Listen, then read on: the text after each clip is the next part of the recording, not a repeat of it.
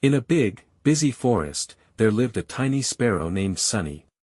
Sunny loved to sing, but she was afraid to fly high like the other birds. Every day, she watched the eagles soar and the parrots glide through the sky. "I wish I could fly like them," she sighed. One morning, a strong wind blew through the forest. A baby squirrel was stuck on a branch, crying for help. All the big birds were too far away to hear. Sunny's heart raced.